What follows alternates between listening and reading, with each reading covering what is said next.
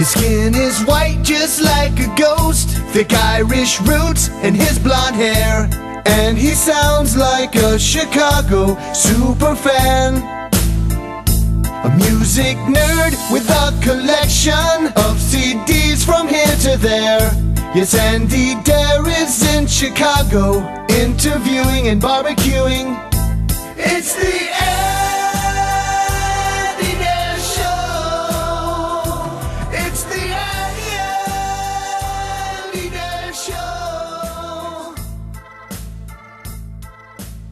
Hey everybody, thank you so much for checking out the Andy Dare Show. This is episode 123, and I am joined by a recurring guest and friend and part of the Dare Network podcast network, Tyler Kahl. And he's a creative force to be reckoned with. Created dopspot.com, where he finds doppelgangers throughout celebrities, athletes, you name it, actors, all sorts of cool things. And he's got an eye for doppelgangers, which sounds weird, but it's cool. It's a creative thing, and check out the website and you'll agree with me. And that's dopspot.com.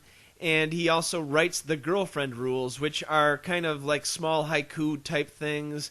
And it's more on the relationship side, but it's very poetic.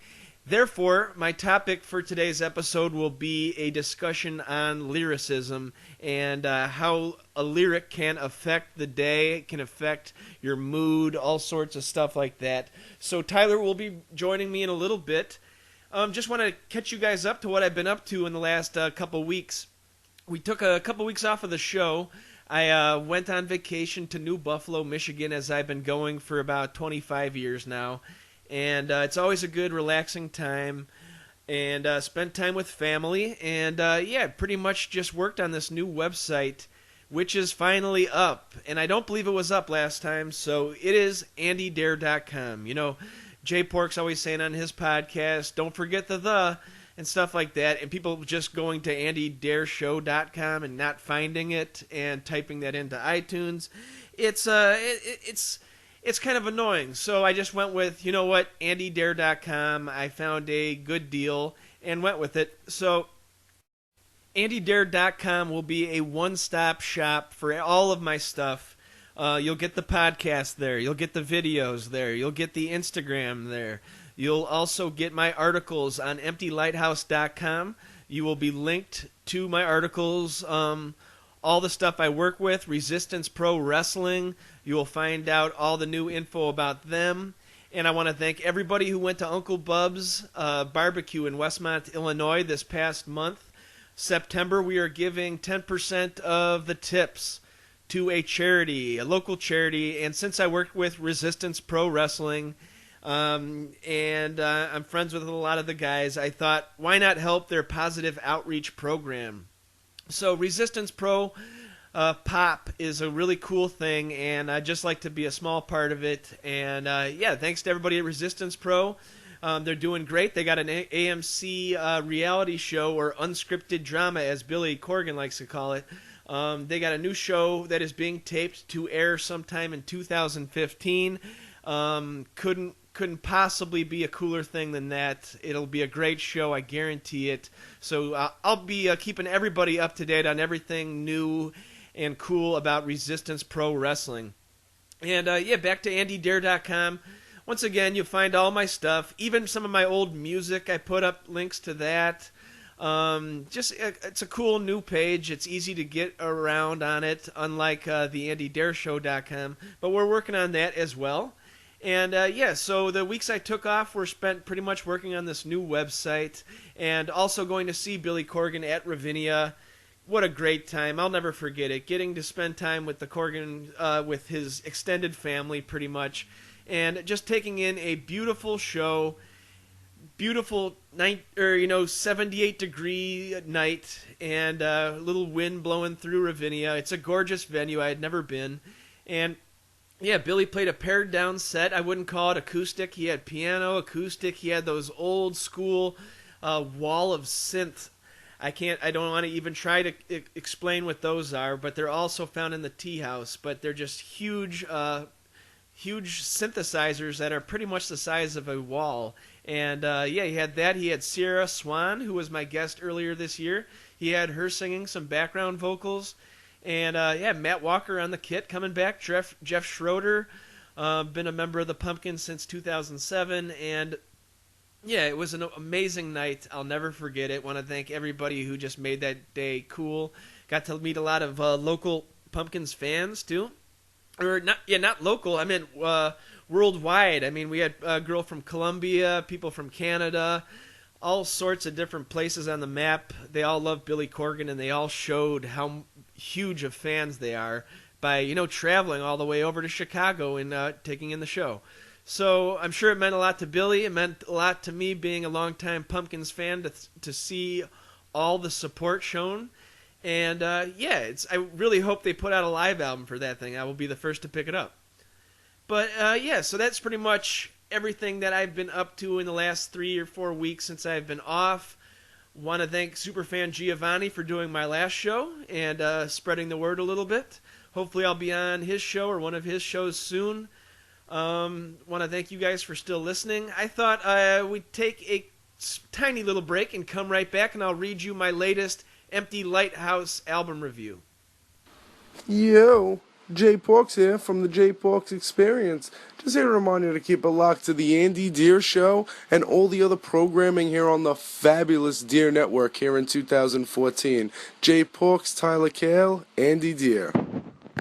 All right, we are back, and thanks to Jay Porks for the brand new station ID. Definitely check out his show every Tuesday night, the Jay Porks Experience. All right, so before I get into my interview with Tyler Kahl, I thought I would read an article I wrote for EmptyLighthouse.com. Do check it out. It's a great website, and I just want to thank them for allowing me to do my album reviews.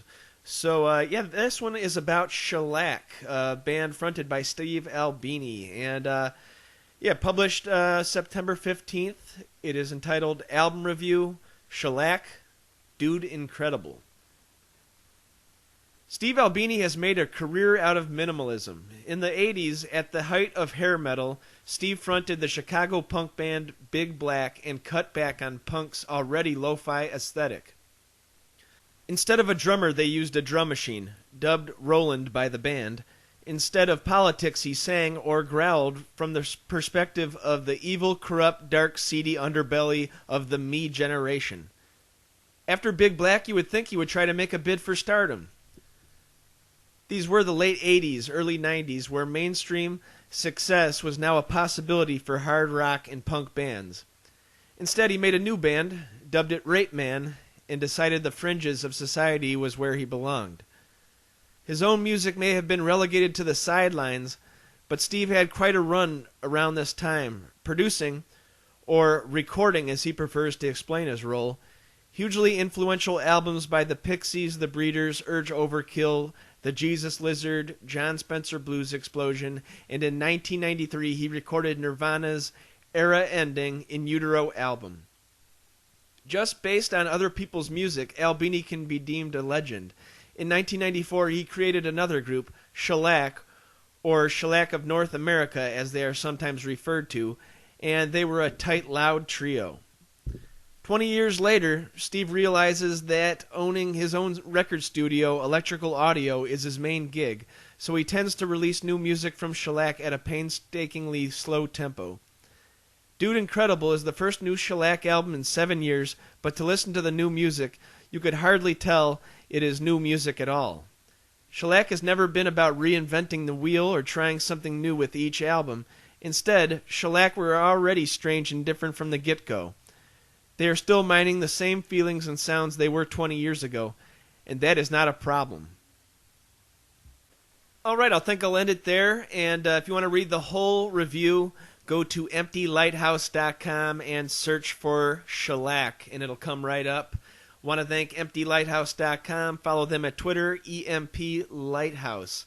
And yeah, while you're on Twitter, why not hit up Dare Network on Twitter? That's exactly as it sounds, DERER Network, at Dare Network. And I want to thank everybody who's checked out the other shows on the network.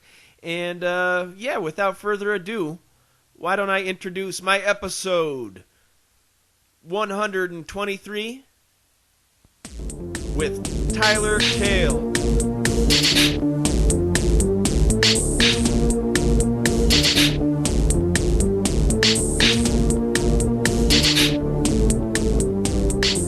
Thank you so much for checking out the Andy Dare Show, episode 123. I'm joined by a recurring guest and a friend of the Dare Network, Tyler Kahl. How you doing, buddy?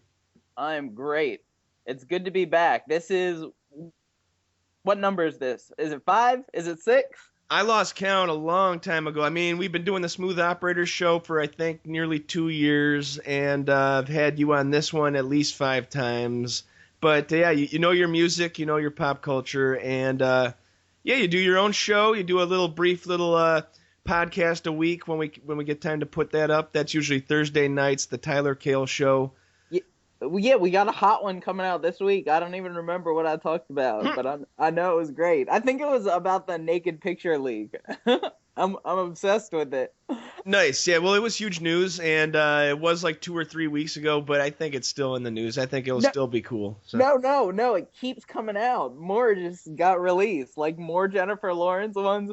Amber Heard just came out. Oh, Vanessa Hudgens? Yeah? Yeah. But we've already seen her naked. Like, it's only cool when it's new. And Jennifer Lawrence, everyone thought like she was some nice girl. And then there she is, like, spread eagle. Yeah, it's true. It's only cool when it breaks stereotype. Like, when you're like, really her? And that Vanessa Hudgens girl, I feel creepy. I feel like a guy, like, trolling on a middle school girl or something. No, but she's older than Jennifer Lawrence, I think. I mean, they're mid-20s, at least. That's really? Okay, yeah. I thought she'd be, like, 19. No. But really? that's okay. that's okay too. Just ask Leo. He hasn't dated anyone older than 19 since he was like 20. So there you go. That is true. Yeah, it must be nice. Yeah. Yeah, all the way since Growing Pains, probably. I mean, he was dating 19-year-olds when he was probably 15. You know, he had his game that tight. Robin Thicke, do you think him and Leo hung out on the set of Growing Pains, just trying to get girls' numbers and stuff? They were probably in the same dating pool. No. It's the dad that likes like young girls, Alan Thicke. Alan Thicke did too, but I'm sure Robin was hanging around as a 12-year-old or something like that. It's weird to think that you would flash forward 20 years, and now he's like a prominent figure in black music, and he's Alan Thicke's son. Okay. Well, it sounds to me like he's doing like Justin Timberlake, you know? It doesn't, I don't know. I don't get Robin Thicke really as a musician. Yeah, I'd like to interview somebody who has like a lot of knowledge about white guys trying to be black soul singers. That'd be a good topic. Like, does he have more cred than Justin Timberlake? Or I think Timberlake is an actual force to be reckoned with and a true talent, but I don't know if Robin Thicke is the same, or maybe he's even more talented. I don't know. Robin married one of the hottest black chicks of all time, so. And then he named the new album after her that sold about 14 copies after his last smash hit. But well, didn't they break up? And wasn't he trying to get her back? No one likes a pathetic guy. That's probably why I didn't. Yeah, but what's it called? Paula or something? What's her name? Yeah, Paula Patton is her name. And it's called Paula. That's right. Yeah, that's creepy. I don't know. I'm pretty sure he did that to try to get her back. I mean, don't quote me on that, but that's what I think happened. And the fact that it went wood in the hood means he's probably never going to get her back. Right. Yeah. Oh, he was banging all those chicks on what's that video where everybody's naked and Emily Ratajkowski's giant boobs are hanging out? What, the big hit song? Yeah, what was that? Oh, the date rape anthem of 013. What was it? That's right. You know you want it. Yeah, and that set was all full of like naked women, and it's like, it's just like with movie sets and like Lauren Bacall and Humphrey Bogart. Of course you're gonna bang. You can't be around each other that much without banging. You know, it's really, when you're good looking, it's just, it happens. Sorry. And you throw in alcohol on craft service tables, and it's just, I don't know. Yeah, and especially a music video. There's no regulations. You're probably allowed to do coke at music videos. I wouldn't be surprised. Yeah, I would not be surprised. How do you think you get Emily Ratajkowski to be in a music video? What do you think, money's enough? No, I think you need you need extracurricular activities, I'm sure. Yeah. But yeah, Robin Thicke, I don't know. it's weird. I do these catering. I catered for Pepsi yesterday. We had I grilled for like 600 people, and they just pumped out. Krola would have been laughing because I said that this is why I cater, is because I want to know what's on the top 40 list of music, because everything was just that auto-tuned, blaring nonsense. But it's okay. I mean, I heard a little too much Black Eyed Peas for my choice, but it's all good. Yeah. I was like, did they make any money off the song "The Dirty Dancing"? You've had the time of your life, or did they end up paying for that, or did they somehow manage to still make a ton of money off that, even though I'm sure that it must have cost them to get the rights to the song or something? I don't know. Still weird that Eazy-E picked him up in his like Cadillac or something in 1993. Wait, who did he pick up? will.i.am and the Samoan looking guy, I believe. I didn't know about this. Yeah, they were legit. They were signed with Bone Thugs and Harmony. They were signed like early on, right, like a year before Eazy-E died, and like Eazy-E actually made a lot of money off them getting signed too. So holy shit. They were legit. But if he were to still be alive in 2014 and see what they did, let's get it started. I mean, it made a lot of money, so I mean, you can't complain that much. But I don't know. Eazy-E seemed like a thug. So at what cost, though? Yeah, really. At what cost? That's what you have to think. You know, do you want to sacrifice? I mean, would I? I always ask myself that. Like, would I be in some pile of cat shit like Transformers just to have a movie role? And I think the answer is yes. Like, I'm pretty sure I would do it. Yeah, because you can always find the silver lining. You can always say, like, it wasn't all garbage, and it helped me find the next project, so... Yeah, but look at that shit like Maze Runner. Like, you know that's not going to be good. Like, there's no way that that's going to be, like, artfully done. And they just keep making it. Like, Marvel, like, it just keeps... Like, there's so many tards out there who, like, love this shit. And I don't know. It makes me crazy. Giovanni, he like knows every superhero, and I know like Batman. That's about it. And like, but he knows every single one, and he knows if they're true to like the original comic and all that stuff. There are people that know that stuff just like the NFL, just like the record industry, like me. They know every stat about these guys, and it's crazy. Sure. I mean, I don't knock it because I'm obsessed with other stuff myself. So, and it seems like Giovanni's life, he's in a superhero movie sometime. If you read his Facebook and his Twitter, sometimes like I'm like, is this for real, or it just sounds like an adventure movie or something? He reblogs my stuff, so I gotta say, good up on Giovanni, because no, I can't even get any likes, and he'll repost my stuff. He likes it that much, so. Yeah, I should repost some of your stuff. I like it all the time, but I guess the reposting is the true spreading of the word, I guess, right? Oh, yeah, but I don't know. I don't know if your friends will understand, like, I'm talking about the handsome guy penis convention, you know? Like my 50-year-old, that's like my biggest audience on Facebook is like 50 to 65, like old friends' parents. It seems like they check out my stuff more than my actual friends do.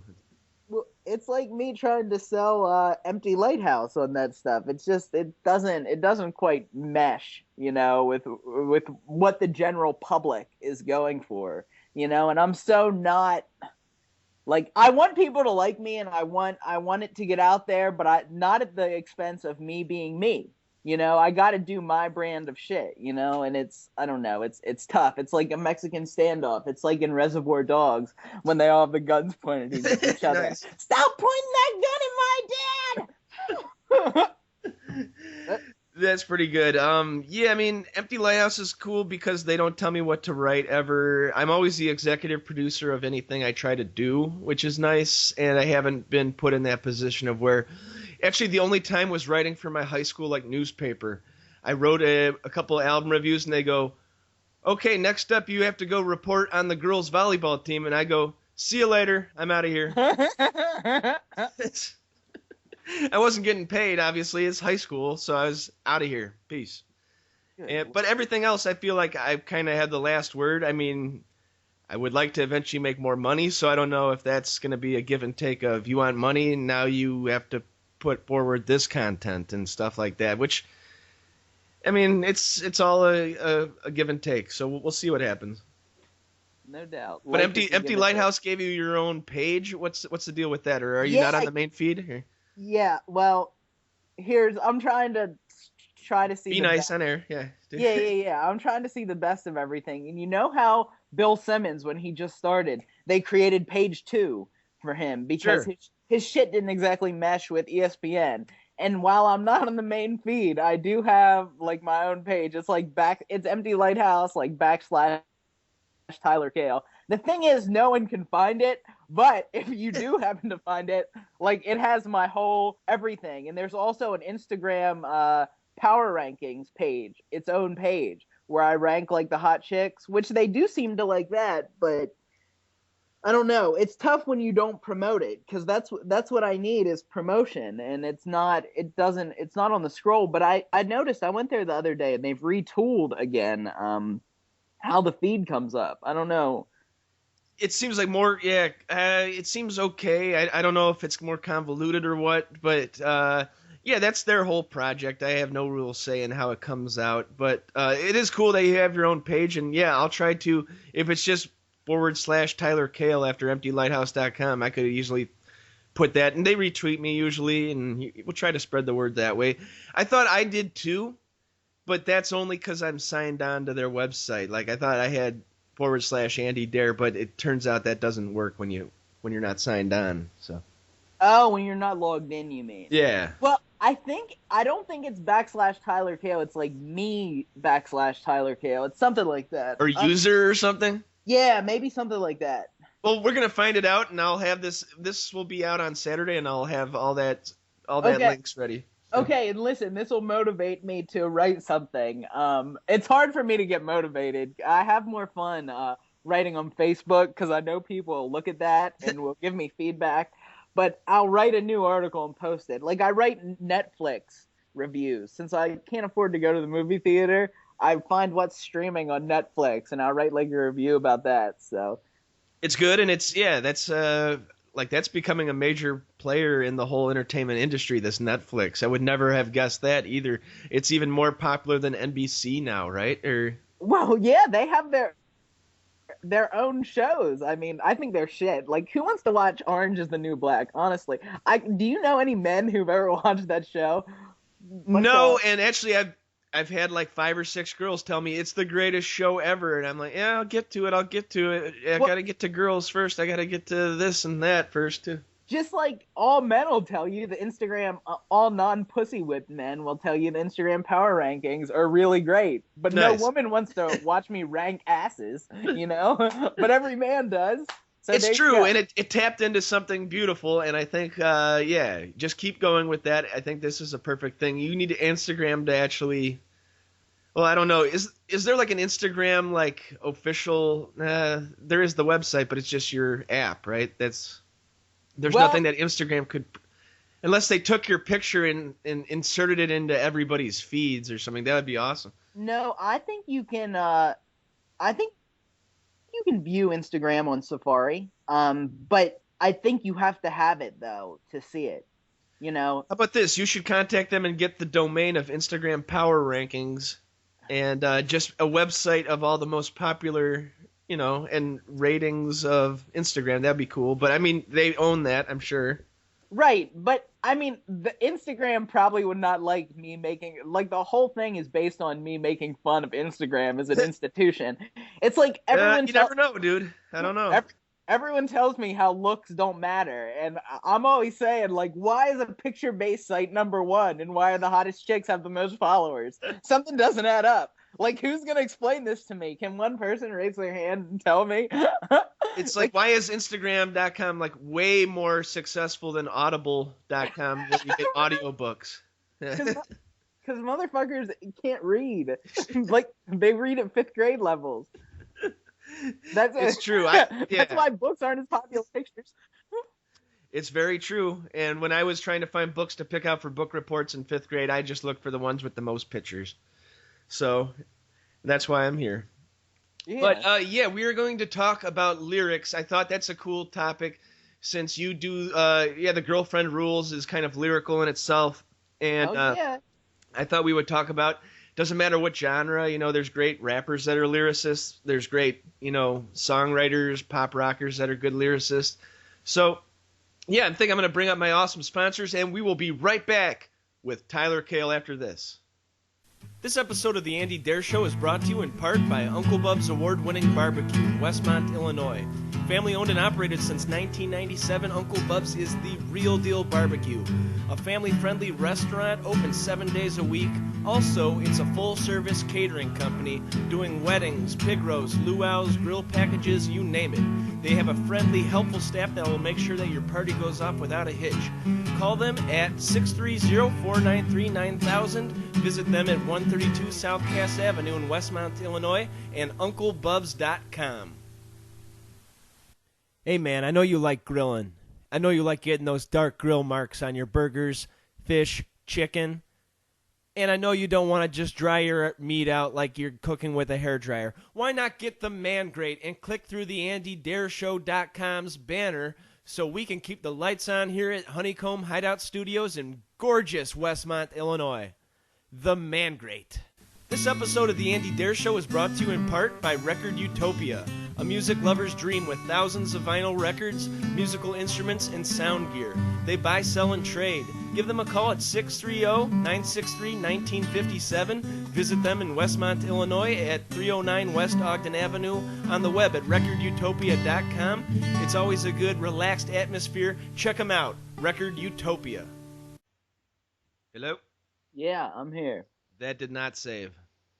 No, I'm kidding. Okay. I'm kidding. You would totally believe that, right? Yeah. Well, it's happened before. It's happened like, 5 times before? But no, we're good. It was only 15 minutes, but we're all good on that. And yeah, we'll just do another 15, 20 if that's cool. Yeah, I'm ready. This is my day off, so I got stuff to do. But, all right, we are back with Tyler Kahl, episode 123. I got AndyDare.com. Check that out. Brand new website. Going to be having the show. Going to be posting articles, pictures, all sorts of good stuff. And the AndyDareShow.com. Also on iTunes. And, yeah, Tyler Kahl.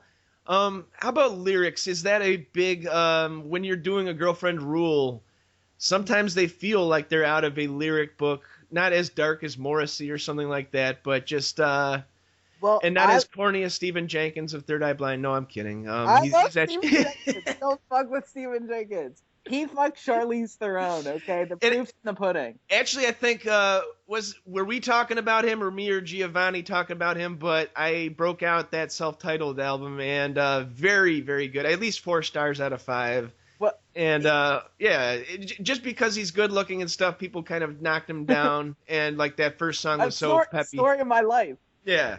Yeah. Just story of your life, right? And it's about crystal meth, which is not exactly a kid-friendly topic. There's kids like kind of rapping along to that in 1997, not knowing. Yeah. Yeah, but then he had "How's It Gonna Be" came out right after that, and that was on the Can't Hardly Wait soundtrack, and that was like a big deal. Huge. And it's a great song. And then Graduate, and which was the year I graduated 8th grade or something. It seemed like, to me in my mind, everybody graduated that year that album was big or something like. Well, it was really good, and I love it. But I love the third album more. Okay, it's called Out of the Vein. Gotcha, because they had that one called Blue, which kind of like kicked down their celebrity a little bit. It seemed like. It wasn't as good. It had a couple singles though on it. But it's not nearly as good as Out of the Vein. He wrote I think the whole album, or 85%, is about Charlize Theron. And I always say, there's a quote by some great German who said to omit light, you have to burn. And that's why I always say my favorite people come from a painful place. That's awesome. Yeah, that's great, dude. Yeah, I don't know. But how painful could breaking up with Charlize Theron be? Fucking painful. Where do you go from there? Where you had the prettiest girl and you go from a 9.5 to a 9.25, I'm sure. Yes, and those 0.3s matter a fucking lot. They matter a whole lot.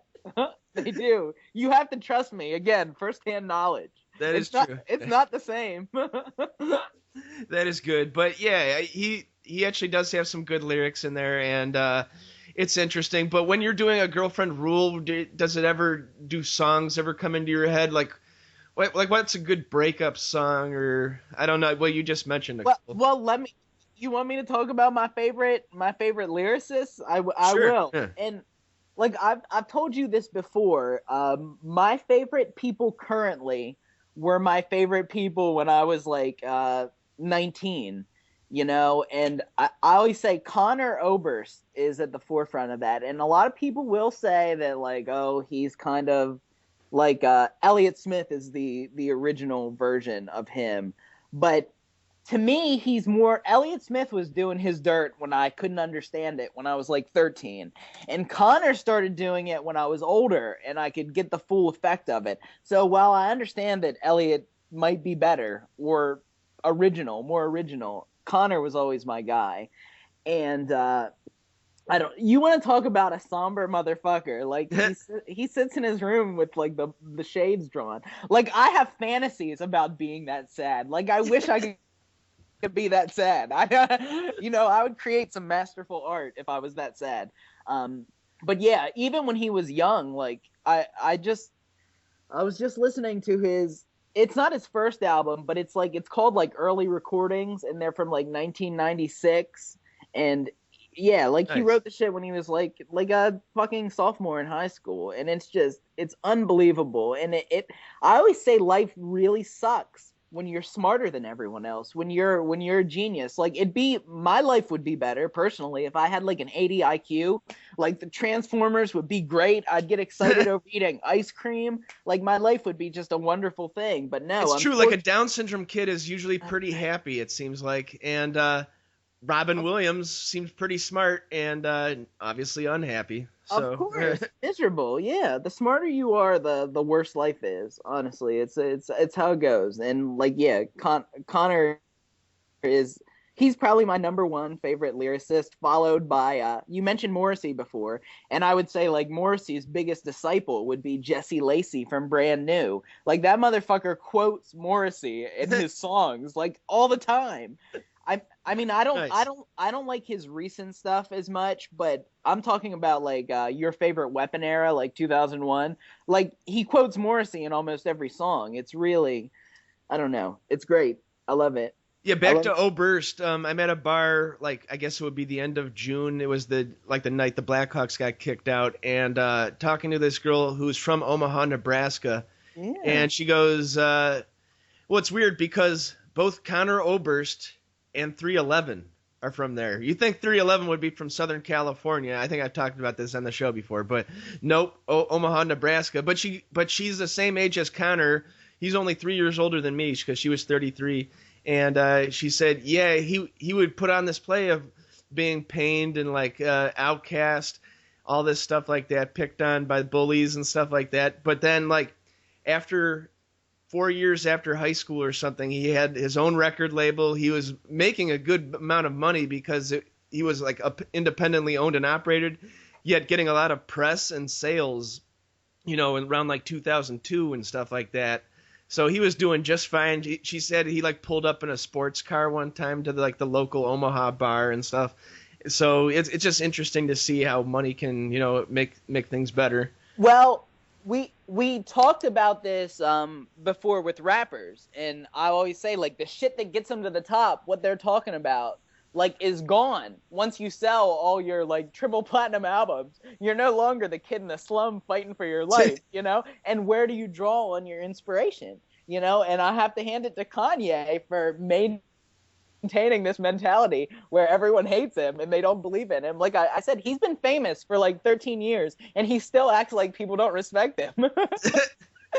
Yeah, it's weird. Like I went to like a record store that I go to, and I go like every couple times a year to this place, and I go, yeah, you must have been in business for like about 10 years because I remember he would get me CDs early before they came out, like a week or two early, and I locked my keys in my car that when I went to go pick up The College Dropout in 2004, a couple weeks early. So I knew he was something to be reckoned with, Oh my gosh. And that album is still really good, even though here's the deal, his mic skills aren't as tight. It's not as like he's not as good of a rapper on that album, but it still has the fucking heartbeat like it's that shit where it's like, oh yeah, oh fuck you. It's like the scene at the end of Scarface where Tony Montana is just shooting everyone. That's what that album reminds me of. Yeah, and like you listen to that whole thing and something like 20 songs, and you feel like you know his personality already, and it's just his first album. That's a good sign. And like he'll have like the biggest rappers of the time come on there, and he'll still kind of outshine a lot of them. Not to say the word shine, but anywho, but yeah, like I think he's still strong because of that, like that New Slaves off the newest one. There's a couple real bangers on that latest one, and just because he's an asshole in public, there's been a little bit of a backlash, and I think the next project will make or break, because married to Kim Kardashian or having a baby with her, like how can you translate that into something relatable to anybody? Like, well, yeah, I don't know. I don't fucking know. He might not even know. I do think you kind of go crazy when you get that famous, and it's hard to balance. Like George Clooney, he just leaves. He's so famous, he can't even be here. He moved to Italy. Like that's the only thing you can do. Like, or else everyone's in your shit all the time. Like you can't talk. It's always taken out of context. Like it's over. It's a nightmare. And especially with like Twitter and everyone's has an opinion and fuck you. And I have this quote, you don't like black people, I have naked pictures of you. It's just a weird spiral. It's unnatural. It's tough to be that famous. Yeah, I guess so onto my list, I think like my Conor Oberst, which is again somebody I was a huge fan of when I was 12 in 1995, and I still am. And I'm working for a wrestling league that he puts on in town here, Billy Corgan of the Smashing Pumpkins. And that same thing of where, like my more jockey friends will knock him down saying, oh, it's just complaining about his upbringing and like, tortured dude and stuff like that. Once you get to talk to the guy, he's actually the most, he's very well adjusted. He's very normal. And it seems like he was playing a character in the mid-90s of that, tortured, grungy, rat in a cage character. And Sure. But it really wasn't him. He's like a lifelong sports fan. He knows a ton about sports. He's actually sober. He's actually pretty like well-adjusted. He has a lot of good-looking girlfriends, I'll tell you that. But yeah, good dude. And I think The Melancholy and the Infinite Sadness, that was a major album for me. And once again, kind of in that Conor Oberst style. I wonder if Conor was a fan in the mid-90s. That was probably about the time when he started, right? That's right, yeah. Had to be. So that Midwest, you're locked in it's cold outside, you're locked inside for winter months. What are you going to do? You're bummed, So I think that's a good lyricist, as much as people say that he's not. So. Yeah, I mean, I'm not super familiar with it. I only know like the big hits, so. Nice. Yeah, I would definitely say go back and check it out. And yeah, other rockers that are, well, here's my 90s. Then like I was all into that alternative stuff. Then Eminem hit like a wrecking ball. Oh my God. Oh my God, there's a guy who looks like me who is like great with lyrics. He's funny. He can like rip somebody apart in a second, like George Carlin and stuff like that.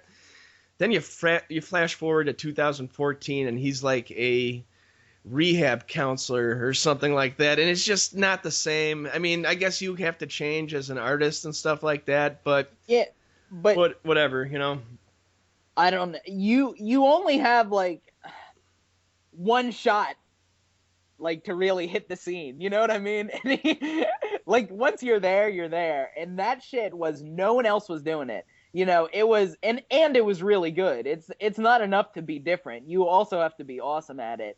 And like that shit would not fly. Can you imagine if like the Slim Shady LP, like every other word is faggot, like he would like, I don't know if you could release that album today. It would be crazy. Like it's a good thing people have a short memory, because if you turn that shit on, it's like the Huffington Post, like a a picture, a photo negative of the Huffington Post. It's like Good faggot, call. fat bitch, faggot, fat Vicodin, mushrooms, faggot. Yeah. I'll kill you. I'll White kill trash. my wife. I'll kill my daughter. Like the whole thing is like insane. He had brass balls for doing that, and Oh my God. yeah, I mean, it was. I guess you can owe a lot of it to Dr. Dre having his back when he first started, and yeah, those first 2 albums, they stand up, they hold up, they're amazing. So. Oh, Marshall Mathers LP. That was I think the follow up was even better than the first one because it was darker. It was more. It wasn't as he wasn't having a good time on the second one. The second one is like, oh, I'm seriously gonna fuck you up. Yeah, not as cartoony. Yeah, that's true. Yeah. And I think though my favorite all-time rapper who's kept it like with pretty much the same consistency as Nas, and I think Illmatic trumps the Slim Shady LP and all of them, just because it's 10 tracks of just complete quality, and it's also like it's not about using bag or Vicodin or mushrooms and all that stuff. It's something that like your grandma could actually like find out some good meanings and stuff like that. Oh my! And calling Connor Oberst a genius. I mean, Nas wrote that when he was how old was he? Was he 18? 18, I think. Yeah. 17 or 18. Yeah. That shit is mad tight. It's a great album. And I don't know. How many albums does he have out? They're not all great, but he probably has like 10 albums, right? Yeah, they're not all great because I think he was trying to kind of dumb it down during like the DMX era a little bit. Yeah, the shiny suit rapper, the Puff Daddy era. Mm-hmm. And it didn't really seem natural, and he didn't really cross over with too many huge hits. But yeah, he definitely had the talent to back it up, and he could always go back to actually being like a poet. You know? Well, that's why you got to take like the John Cazale route. Do you know who John Cazale is? He's a movie star. He was Fredo in The Godfather. But every movie he was in, what like Dog Day Afternoon, like was nominated, or he was in The Conversation, or won Best Picture, The Deer Hunter. And look, he died. So, like, he only had, like, his legacy is, like, 4 awesome movies. And, like, someone like Jizza, who only has, like, how many albums does he have? He probably only has, like, 2, maybe 3 albums. He puts them out on, like, independent labels now, I think. But, yeah, he had, like, 2 albums on actual labels. Yeah. And it's hard to fuck up when you only have, like, two things, you know? And Jizza is a guy who, you were talking about how Kanye has people on his tracks and outshines them.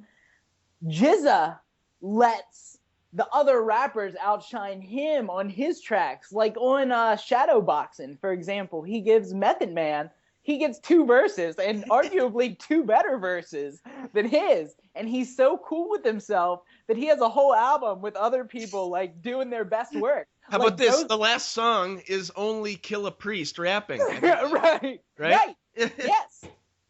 But like Ghostface, his best verse out of his whole career is on fucking Jizza's album on The Fourth Chamber. So I don't know. That shows confidence. Yeah. And I don't know any other rapper that would do that. Not even Tupac. And it's not like one of those cronies who are going to outshine Tupac anyway. It's like a boxer just like putting down his gloves and letting the guy get a punch in. Like, really good because he knows he'll come back. And yeah. And everyone in Wu-Tang knows that Jizza is the best. They know that. Everyone knows. Yeah, like Wu-Tang is another thing of where it was about like the lyrics. It wasn't about their image. They're not like super cool looking dudes or anything like that. They were actually like straight up realism, straight up lyrics. Not a lot of like R&B hooks and stuff like that.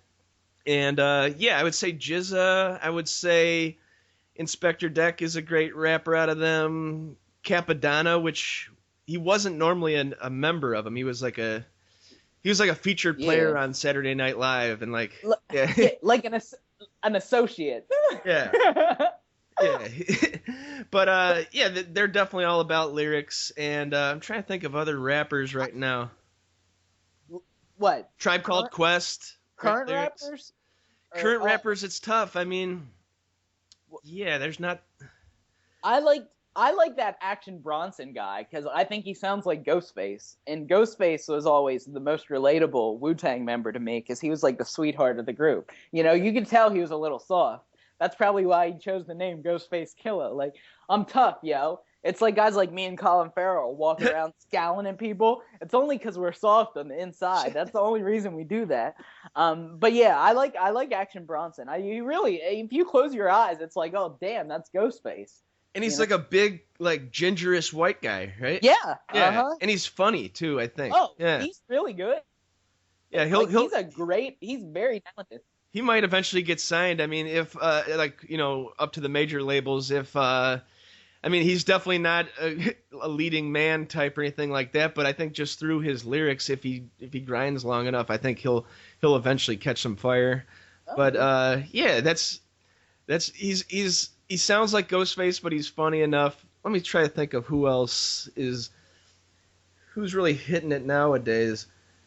I don't like that Tyler the Creator guy. Like, what's popular now is I don't vibe with it that much, and I don't like Kendrick Lamar as much as I like NWA. You know, he's supposed to be the new version of like Dr. Dre or whatever. I feel like he's on his way though. I think he's like the most. Yeah, he's one to watch for to see what he does next because he's only had one album. That's right. That got a ton of press, and if he can really hit it out of the park the second time, who knows? I think he's got seeds to form a real awesome sound, but we'll see what happens. Yeah. What about Frank Ocean? I kind of like him. I wouldn't call him a rapper, but he's mostly just an R&B guy. But yeah, I liked his first album. That song Novocaine is really good. I like that song Novocaine. You know what I'm talking about? Yep. That song's good. But... Channel Orange on that album. That's right. Yeah, the album's called Channel Orange, right? Yeah. Uh-huh. Okay. I just heard that his dad sued Def Jam for millions because of something that they said about Frank Ocean's dad. I guess they're estranged, something like that. So he's suing him for libel for millions. Let's see. I don't think he'll get any of that, but who knows. But back to rock. How about Jeff Tweedy from Wilco? I like his stuff a lot. Yeah. Uh-huh. That's in the, I don't know, kind of the Oberst vein, Death Cab vein when you put them together. Yeah, Oberstian. He should get us royalties for that. He's got a new album by a new band called Tweedy, which it's pretty cool. It's him and his 18-year-old son Spencer Tweedy drumming. And it's a good album. It just came out last week. I got it early, of course, and it's a double album. It's definitely got some really good sounds on that. Dedicated to his wife, Susan Miller, who's battling lymphoma. And she's actually a big behind-the-scenes person in Chicago rock music of the 90s. She owned like multiple venues and stuff like that and met Jeff early on in the Wilco days. So, yeah, she's in her thoughts. But, yeah, like Jeff Tweedy's a good Chicago guy. Trying to think of what else I've been listening to on my phone. But, that pretty much does it for lyrics. If I can think of anything else, I'll throw it on the notes. But what do you got? What's up next for you, Tyler? Lyricists? Or are we done with lyricists? I think we're done pretty much. Okay. I think we got enough. I'll give my honorable mentions. Yeah, go for that. Yeah. I'll give Chris Carrabba from Dashboard Confessional. Really, he's a real big bitch and cries a lot, but like, again, that's another one I want to get so upset over a girl that I cry and like write 3 albums. Like, that's my life goal. Nice. I like Nolan from Stray Light Run. I think nice. I forget John Nolan is his name. He was in Taking Back Sunday with can tell with Chris, what the fuck was that guy's name? I don't even know. Whatever the Taking Back Sunday guy's name is. He was in the band with Nolan and Nolan's sister, and also Jesse Lacey. And Lacey left and went to Brand New. Look it up. I'm sure that happened. That's the old genealogy of okay. So Taking Back Sunday, Brand New, and Adam Lazzara is the guy. And I really Tell All Your Friends might be my favorite album overall, actually. And so I like all those guys. They're all good, and I like Ben Gibbard a lot. I mean, Transatlanticism. That's one of my favorite albums too. And I used to love Saves the Day. Like, talk about a guy who's like crying all the time. It's kind of like Blink 182, except not as sophomoric. Yes, exactly. Replace like the beating off with like, oh my god, my heart got stomped. and you'll have Saves the Day. And I think that guy's name is Connolly. Chris, it might even be Chris Connolly, which isn't Chris Connolly the guy from what's it called? He has a mustache and he was in Soundgarden. What's that guy's name? that's Chris Cornell. There is actually a Cornell. rocker named Chris Connolly that I've interviewed before who's out here in Chicago. He was a Revolting Cox. He was in like an industrial band in the 80s and 90s, Chris Connolly. Oh, so we'll look up the Saves the Day guy. But yeah, I had one of their albums in like 2002 or something. Yeah. It's pretty good. I mean, it's a different. We're in our 30s now, so it's not quite the same as when you're listening to it when you're 19. But still, that whole sound was like what was the Big Bang of that? Weezer, the Blue album. Yeah, exactly. And Pinkerton, if you want to be more specific. Sure. Pinkerton's where he really got into the whole emo-ish type deal. And now emo's become like weirdly perverted. You have like my what's that like the Maine and like Spill Canvas and Sure. like Mayday Parade. It's stuff, it doesn't have the oomph like the original. They got the gauged earlobes and stuff. Yeah. It went down a bad path. So those are my honorable mentions, and look me up on Instagram. It's really good. Just Tyler Kahl on Instagram or KAHL and the/girlfriend/rules. No, hyphen. Okay, do your say what you got. What's your links? the-girlfriend-rules.tumblr.com. That's what you got to go to. All right, and look at it on a computer because it looks really good. And there's like a lot of boobs, and there's good writing. It's like a smorgasbord. How else are they going to see it on a newspaper? Oh, I guess on the phone. You mean? Hey. Yeah, or on the iPad. I was on Save It for Air like a week ago with Logan and Katie. Check me out on there. We talk about nice. Yeah, we talk about fantasy football. I teach them about sports because they're not exactly sporting people. Although Katie really does like fantasy football. Katie knows her stuff, yeah. Yeah, but like they have me on to talk about sports, so I'm like the Kevin Hench of the. She must have had a heart attack when our Bears beat their Niners. I was not expecting that at all. Brandon Marshall's on one leg. He can't even run, yet he's catching touchdown passes. Yeah, after we couldn't even beat the Bills. I know. Football's weird, man. But yeah, check me out on Save It for Air. Check me out on Gio's show. I've been on there a couple times. You know, I go in there and go on Instagram, and you can look at my doppelgangers. Nice. I still do that all the time. So yeah, check it out. Ooh. Awesome, sounds good. And we'll do a Smooth Operators with Tyler and Andy soon. And we'll post a new podcast for Tyler on. It'll be up by now. But thank you so much for checking out the Andy Dare Show. This is Andy signing off. Be sure to follow Andy on Twitter. That's at Andy Dare. And like our show on Facebook. That's facebook.com/The Andy Dare Show. Videos at youtube.com/Andrew Martin Dare. And we're on iTunes. Just search The Andy Dare Show. Please leave a review. Thanks so much to our wonderful sponsors, Uncle Bub's award-winning barbecue, Record Utopia, The Man Great, and Amazon.com. Theme song courtesy of Rich Banks Music. Thank you so much for checking out The Andy Dare Show. TheAndyDareShow.com.